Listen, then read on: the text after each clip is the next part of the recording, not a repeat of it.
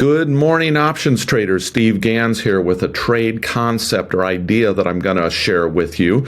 So this is on Google. Google announces earnings tomorrow night. Today is January 29th. Google announces earnings after the close on January 30th. So this is an earnings-based trade, and the premise behind an earnings trade, generally speaking, with an options trader, is that volatility will drop significantly right after the earnings announcement.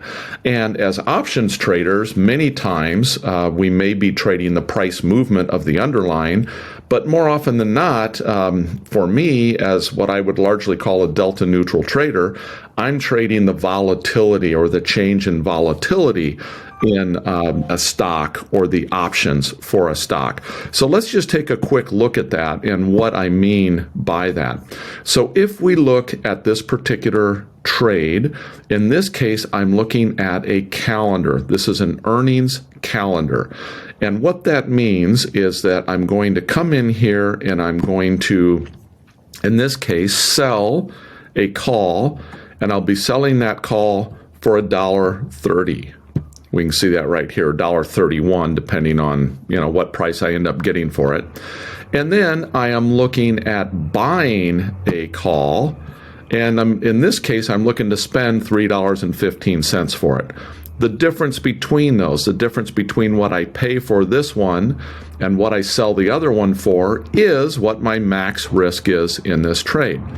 You'll notice right now I have this modeled as being a February 2nd strike, which is this coming Friday. That's the one I'm selling short. So that one is going to have all of the extrinsic value go out of it by the end of the day on Friday.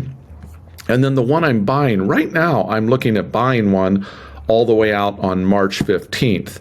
Now, my premise behind that is that I can maybe, if this trade goes against me in some way, let's say that Google drops in value, I could potentially then sell additional short options against this long option, and I could maybe do that 1, 2, 3, 4, even as many as 5 times.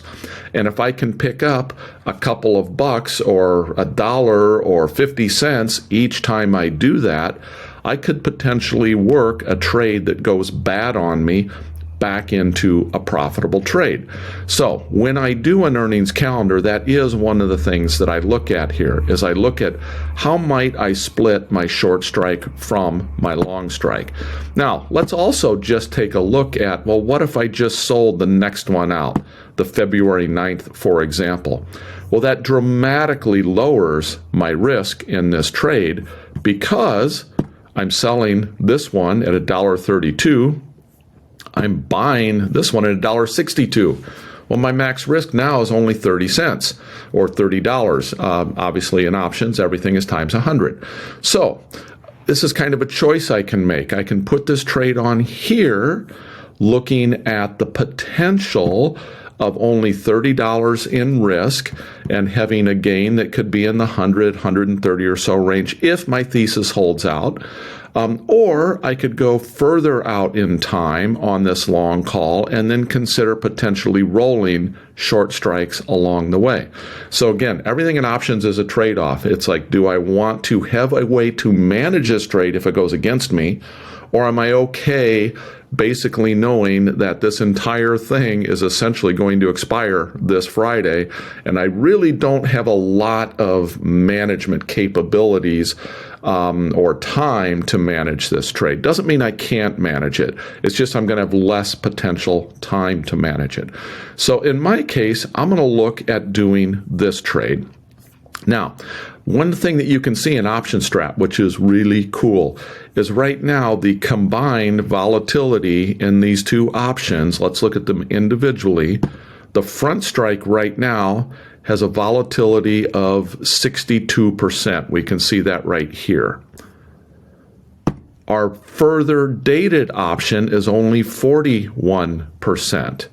So if volatility is going to drop right after the earnings announcement, there's more potential drop that can occur when volatility is currently at 62% than if volatility were only at 41%. And let's just take a look at how that manifests itself. And this is pretty cool. In Optionstrat, we can do this. There's not any or many other programs that I'm aware of out there that has this capability. We can come right here and we can look at the volatility of these two options separately, and we can model them separately. So I can come into the February 2nd option. That's going to be the one that I'm expecting a sizable volatility drop in, and I can model that and see what happens if the volatility in that one drops and the other one stays about the same. Well, we can see that that puts a huge amount of potential profit into this trade very quickly. Again, overnight, that volatility will drop. The question is the front month going to drop significantly more than the back? I said month. The front period going to drop significantly more than the back period option. That's what we're looking to have happen. So I can reset this just by clicking my return there, and then it takes me back to the current volatility scenario on these. Again, I can look at these two and the variation between them. So why am I at the 160 mark? That's the next question that you might ask. I could have put this on right at where Google is currently trading. I could have come down here and said, you know what? I don't think this is going to move much one direction or the other, and I could put the trade on right here, and I have upside risk and I have downside risk. That's certainly a possibility.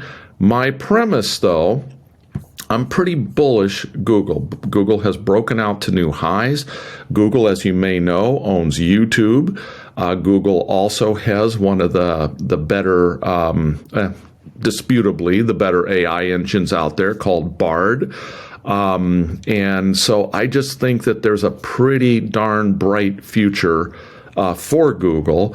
And I think that in the earnings announcement that we're going to see some things said that are going to cause probably a jump up in Google. That's my personal expectation. So if that is my expectation, I would rather that my trade was centered up here somewhere, so that if it does, in fact, jump from its current 150 range up into the 160 range, I'm kind of centered in the sweet spot of where I would want to be on that trade. And again, this trade as it exists here, we're looking at approximately $30 in risk. Now, I will up this. Actually, I could have linked those legs. In fact, I should do that so that I'm keeping them equal.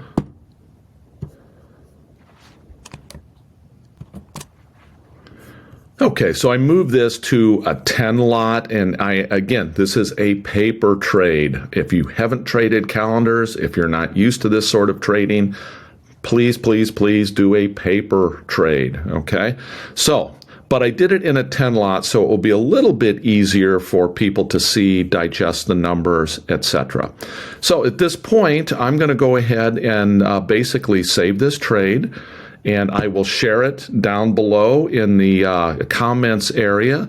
So I'm just going to call this, it's a calendar spread, but I'm going to add the word earnings in here because it is an earnings.